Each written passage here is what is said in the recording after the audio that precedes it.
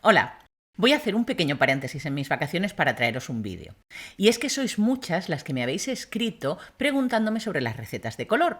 Yo pensaba que el sistema estaba bastante claro, pero parece ser que no. Así que desde aquí quiero daros las gracias por todos vuestros comentarios que me permiten mejorar cada día. Como creía que el vídeo quedaba un poco pobre si simplemente os explicaba cómo se manejaban las recetas de color, he aprovechado y os he traído 11 truquitos que creo que os van a hacer la vida mucho más fácil.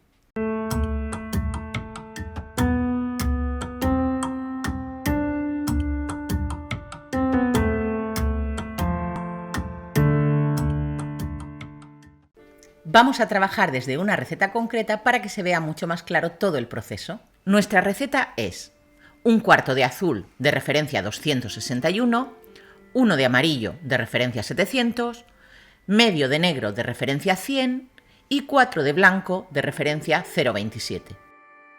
El color que vamos a obtener es un verde agrisado claro, se asemeja bastante al verde salvia.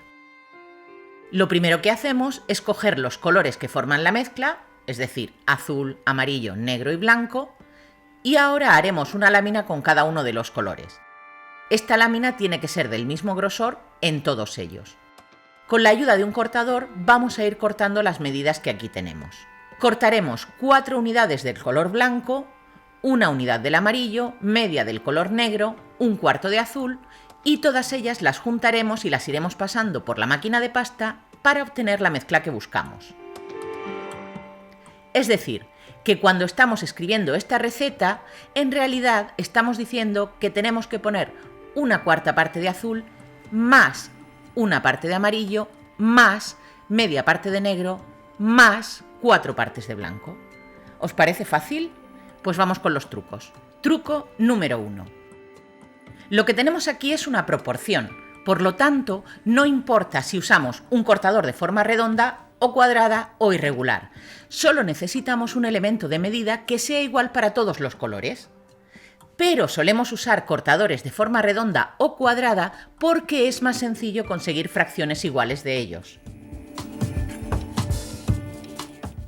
Truco número 2. Si usamos un cortador más grande, tendremos más cantidad de mezcla, y si usamos uno más pequeño, la cantidad final será menor. Ten esto en cuenta cuando mezcles tus colores. Mezcla solo la cantidad que necesites para tu proyecto. Truco número 3. El elemento que elijamos como unidad de medida no tiene por qué ser un cortador. También podemos usar un peso y medir en gramos.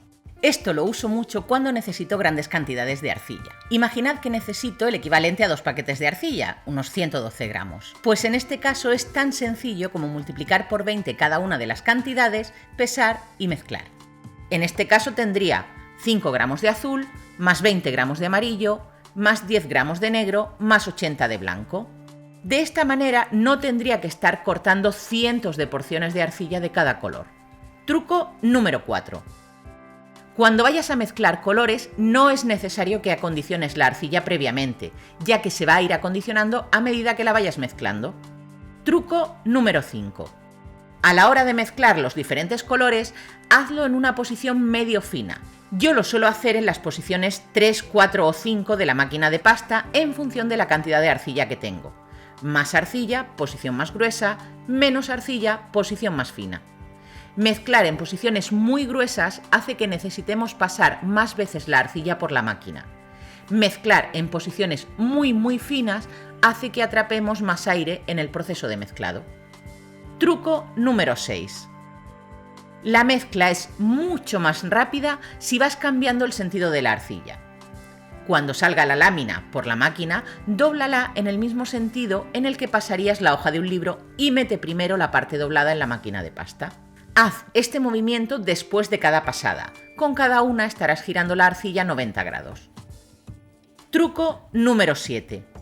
Cuando dobles la lámina de arcilla, no ajustes los bordes uno junto al otro. Deja que cada uno de los extremos quede un poco dentro. Esto hará que no queden restos sin mezclar en los bordes de la lámina. Si sigues los trucos 5, 6 y 7, reducirás el tiempo de mezcla a la mitad y en unas 20 pasadas tendrás la arcilla mezclada. Si no los sigues, el proceso puede llevar de 40 a 50 pasadas. Truco número 8. Cuando estés experimentando con las mezclas de color, al color más claro le tienes que añadir pequeñas cantidades del color oscuro y no al revés.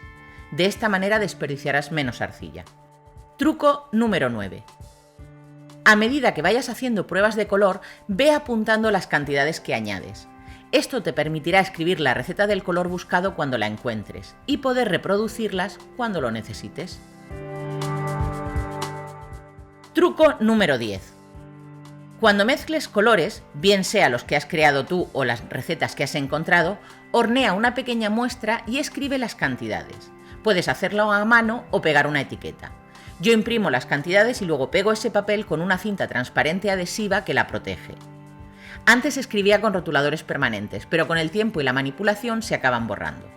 Truco número 11. Clasifica las muestras por colores o por proyectos y pasa una cadena. Quedan muy bonitas en un marco y siempre estarán accesibles para consultarlas. ¿Crees que esto aclara un poco cómo usar las recetas de color que pongo en mis vídeos? Déjame en los comentarios lo que pienses al respecto. Y ya sabes, si te ha gustado, da un me gusta, suscríbete al canal activando la campanita de las alertas, comparte el vídeo y sobre todo enséñame las piezas que hagas. Aprovecho para deciros que los días 21 y 22 de septiembre voy a estar dando clase en Nîmes, Francia. El curso lo organiza Caroline Laurent Moschini, dentro del ciclo de cursos del Atelier de Savant en Camargue, y estaré impartiendo los cursos Nebulae y Transparencias. Toda la arcilla que usaremos en este evento está generosamente donada por Cernit. Así que desde aquí quiero dar las gracias por anticipado a todos ellos. Os dejo el enlace en la descripción del vídeo por si queréis más información. Ahora sí hemos llegado al final. Muchas gracias por verme.